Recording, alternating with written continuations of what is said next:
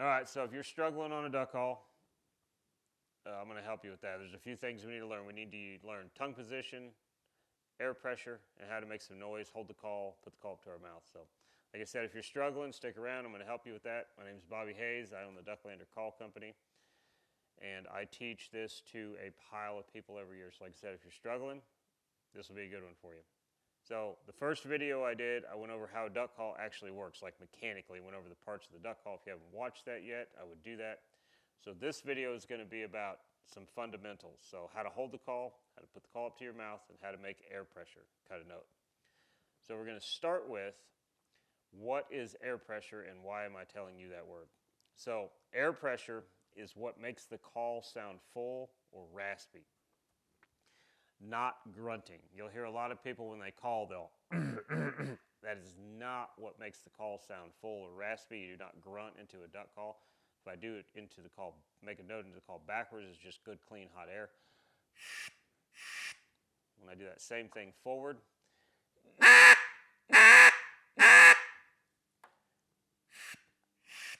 so pressure is what makes that sound. The amount of air that comes out dictates the volume. Air pressure makes the rasp. So the first thing I like new callers to do is feel air pressure. So how do we feel air pressure? That's a pretty simple, got a couple pretty simple ways for you to feel air pressure. If you take a big breath and you hold it, and you take your hand and you cover your mouth up so no air can come out. You make a good seal against the palm of your hand and you blow without puffing your cheeks. You will feel your stomach tighten up and push on your diaphragm. You just took all the air pressure out of your lungs. It went up your esophagus and into your mouth cavity, and now you put all the pressure on the back of your hand. That's air pressure. So we were trying to blow really hard, but nothing was coming out. That's why air pressure makes rasp, and the amount of air coming out makes the volume.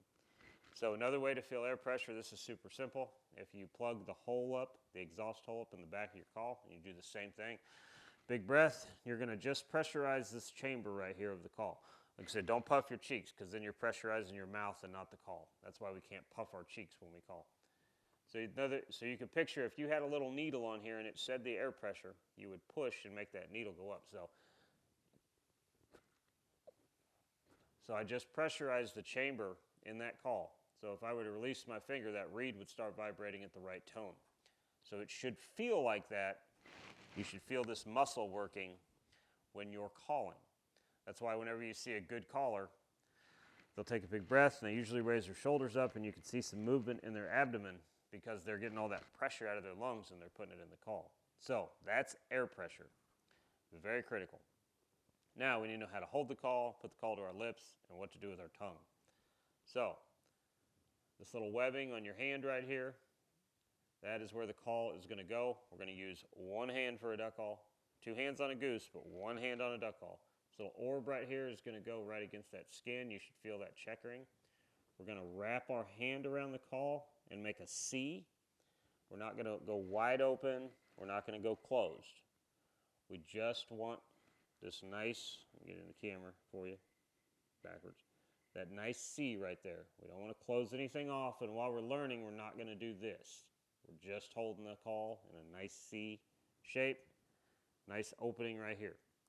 Okay, so now, how do we put the call to our lips? On your duck call, doesn't matter what you got, you're going to have a mouthpiece, and that mouthpiece is going to have some kind of form to it. So, the bottom lip goes on the bottom of the mouthpiece, and your top lip goes on the top of the mouthpiece. What you do not do is you do not put your lips inside the call. That makes restriction. That is the same thing as closing your throat down. So we need air pressure. We need an open throat, full, coming out of our lungs into our mouth cavity. So we need this to be, your lips to be about the size of the hole in the barrel. So it's going to be about 5/8 of an inch. So you're going to put it top and bottom, and then make a good seal around the call. Now what do we do with our tongue? Okay, so this gets a little trickier, and this is where you're going to start to struggle while you're learning, but this is a basic, and there's no way around this part of duck calling. If my hand is your tongue, so this is the tip of your tongue, this is the back of your tongue, this is your esophagus, And then down here, you got your 2 sacs for lungs. The tip of your tongue is going to get anchored behind the back of your bottom teeth. So my palm of my hand here is my gum line. These are my teeth. Tip of my tongue is from the gum line down. So that's our anchor point. So that means our tongue can now flex up and down from the back of our throat. So when we cut the note, our tongue is going to hit the roof of our mouth. Preferably the back of our tongue is going to hit the roof of our mouth, but when you first start this, generally it's the middle of our tongue. That's why it's going to be a little higher tone than a caller that's very experienced, because they're using the back of their tongue, but that's okay. Just getting this movement started, your tongue muscle will start to get used to what you're doing, and you'll start using the back. The other critical part of that is, if you don't do it that way and you flip the front of your tongue, you're never going to do this twice the same way, because your tongue can go everywhere. But once you're anchored, your tongue is also anchored in the rear, so you can only flex it a certain way. So that means eventually we'll get to where, if we use the back of our tongue, that is a certain size cavity of air in our mouth, and that's what we have to work with. That's why calls sound different from different people. Same call will sound different from the same call will sound different when different people run it, because we have different size esophagus, our mouth cavity is different size, our tongue, everything's different. But that is the fundamental. So we're going to put air through the call, and our tongue will be down. It's going to go over our tongue. It's going to go through our teeth, over our teeth, hit the reed, make the right tone, and then we're going to beat the roof of our mouth up when we cut the note off. So, so a good, easy way to get the feeling of this, there's a couple different things you can do. If you anchor your tongue and you say K, K, K, you'll feel your tongue has to hit the roof of your mouth to say the letter K, K, K. So we're not going to say K into the call, we're just getting the movement down. Another easy way to feel that is if you can whistle. Doesn't matter if you whistle well or bad, but if you whistle and you stop your whistle, like I said, I'm not a good whistler, you can feel your tongue hit the roof of your mouth. That is the same thing. So when you're first starting to do this, all we need to do is put some air through the call, and it's going to sound flat, and it's going to sound off, it's going to sound kazooey, and then we'll build up pressure, and we'll start working on our cuts. So it doesn't matter how good the tone is to start with, we're just trying to get a cut. So we're going to take the call, like I said, we're going to put it in the webbing of our hand, we're going to wrap, make a C, and for the first note, we're just going to put a little air through it. It's going to sound like a kazoo. That is ah, there's no cut. So now we're going to try to cut that note. So tongue anchored, we're going to try to hit the roof of our mouth when we end the note. And say just one note.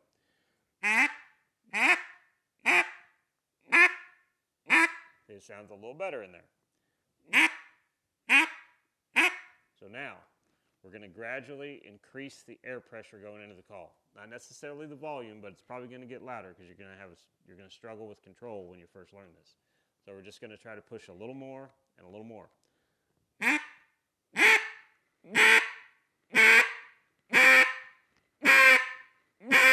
You're going to need to be loud. And one thing I do see callers do a lot when they're learning, and I would encourage you to just make a lot of noise. Like, the more noise you can make through this thing, the faster you will learn this. That's why we learn the power end of a duck call, and then we bring it down to the soft end. The power teaches you all the fundamentals, and you cannot cheat power on a duck call. So by that I mean just make a lot of noise through it. If we just continually make that little sound, you're not going to get anywhere. I need you to just push air, make sound. I don't care if the note goes up and down. I don't care what the note does. You're just trying to get that feeling of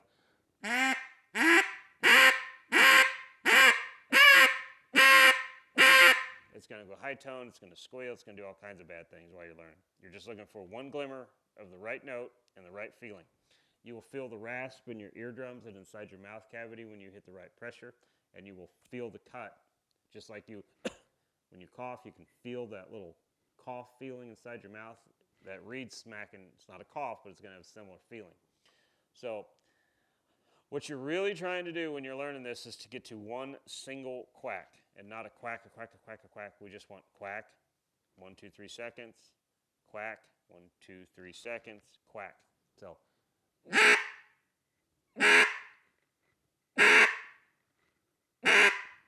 when you get that mastered, you're ready to move on to 2 quacks, 3 quacks, so forth, so on. That's how we build this up. We learn calling in very small increments. So next video will be about doing multiple quacks. See you then.